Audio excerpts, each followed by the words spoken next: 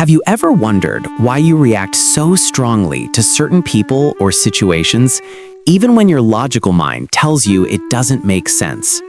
Have you noticed patterns in your life that keep repeating, relationships that follow the same trajectory, or emotions that surge up seemingly out of nowhere?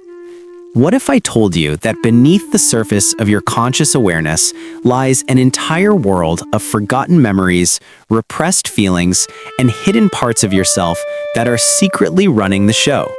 Today, we're going to embark on one of the most transformative journeys you can take as a human being, a journey into the depths of your own psyche, into what psychologists call the shadow.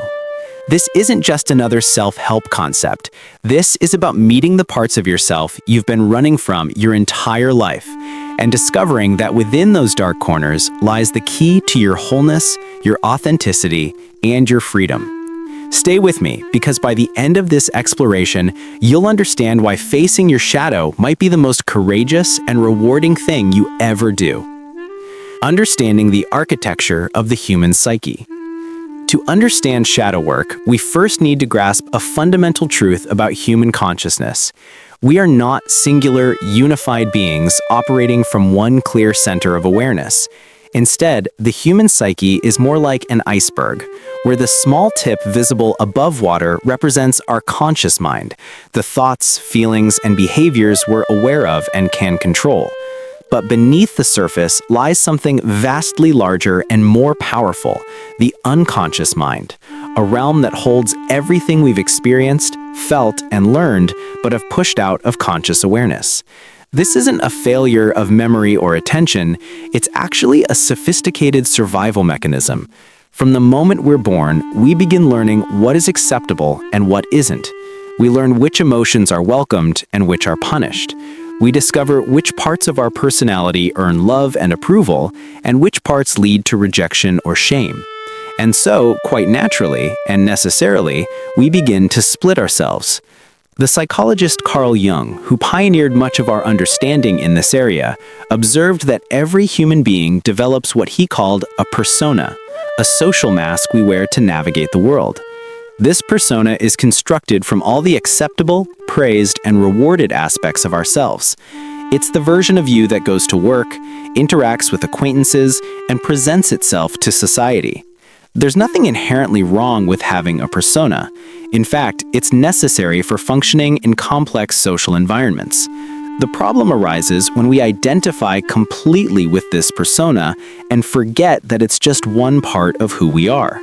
Everything that doesn't fit into this carefully constructed self-image, the anger we're not supposed to feel, the desires we're taught are shameful, the neediness we learn to hide, the aggression we were punished for expressing, all of this gets pushed into the unconscious.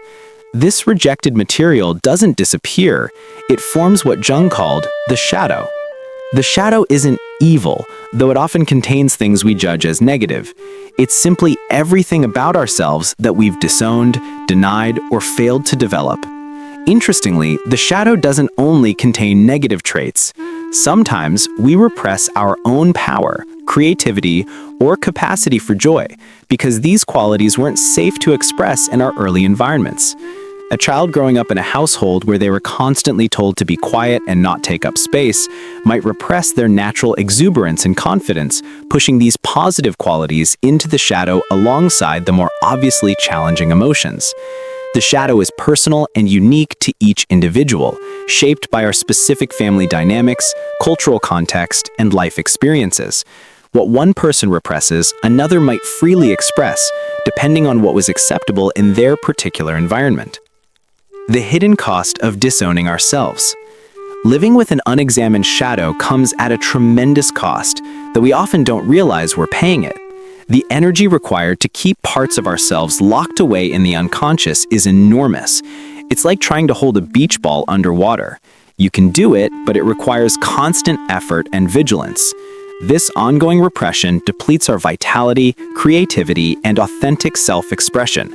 Many people go through life feeling a vague sense that something is missing, that they're not quite living fully, but they can't identify what's wrong.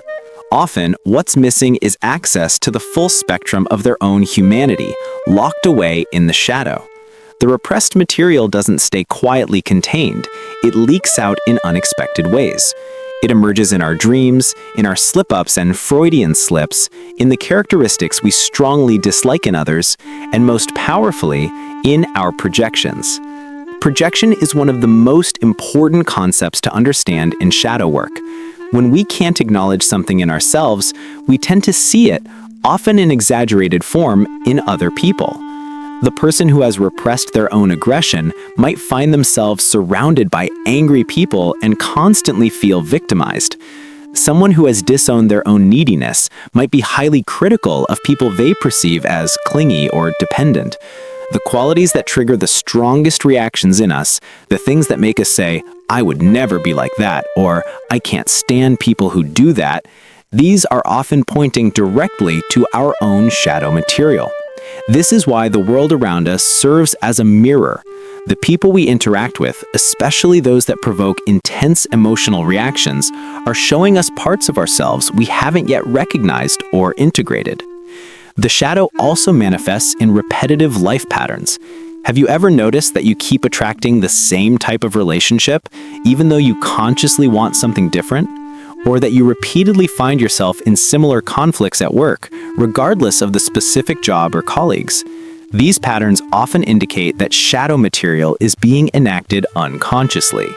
We're drawn to situations that echo our unresolved internal dynamics, not because we're self-destructive, but because the psyche is always trying to bring unconscious material into consciousness where it can be processed and integrated. The repetition is actually an attempt at healing, though it won't feel that way when you're stuck in the pattern. Until we bring awareness to these unconscious dynamics, we're destined to repeat them, often feeling frustrated that we know better, but somehow can't change. The transformative practice of shadow work. Shadow work is the intentional process of bringing unconscious material into conscious awareness, examining it with honest curiosity rather than judgment, and ultimately integrating it back into our sense of self. This isn't about acting out every repressed impulse or becoming someone you're not. Integration doesn't mean expressing everything we discover in the shadow. It means acknowledging it, understanding it, and reclaiming the energy that's been bound up in repressing it. When we integrate shadow material, we become more whole, more flexible, and paradoxically, more in control of our behavior because we're no longer at the mercy of unconscious forces.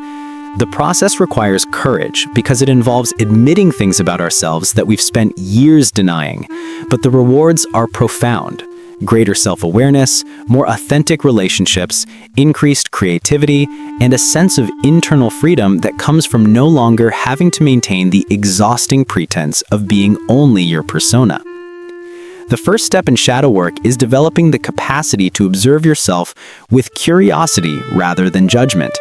This might be the most challenging aspect of the entire practice because we're so conditioned to immediately evaluate our thoughts and feelings as good or bad, acceptable or shameful. Shadow work requires that we temporarily suspend this evaluative stance and simply notice what's there. When you feel a strong emotional reaction to someone or something, instead of immediately justifying your reaction or pushing it away, pause and get curious. Ask yourself, what is this feeling? Where do I feel it in my body? When have I felt this way before? What does this remind me of? This simple practice of pausing and inquiring can begin to create space between you and your automatic reactions, opening up the possibility of seeing patterns you hadn't noticed before. One of the most accessible entry points into shadow work is paying attention to your projections. Make a list of people in your life that trigger strong negative reactions in you. For each person, write down specifically what it is about them that bothers you. Be detailed. Don't just say, "they're arrogant," but describe what they do that demonstrates this quality to you. Then, and this is the challenging part, ask yourself honestly, is there any way, even in a small or different form, that I also possess this quality? The initial response is usually defensive. No, I would never do that. But stay with the inquiry. Remember that the shadow isn't always obvious. If you've repressed arrogance, it might show up as false humility or as harsh internal criticism of yourself. The quality you hate in others is almost always present in you in some form, which is precisely why you can recognize it so readily. This recognition isn't about blaming yourself, it's about reclaiming the energy you've been spending on seeing this quality out there and bringing it back home to yourself. Another powerful practice is working with your emotional triggers. Every time you have a reaction that feels disproportionate to the situation, too much anger over a small slight, overwhelming sadness over a minor disappointment, intense anxiety about something that seems manageable, there's likely shadow material underneath. These disproportionate reactions are often connected to earlier experiences where similar feelings were evoked but couldn't be fully processed. Perhaps you were criticized as a child and had to suppress your hurt and anger. Now, as an adult, even mild criticism can trigger a flood of those old, unprocessed emotions. The current situation becomes a doorway into older, deeper material. When you notice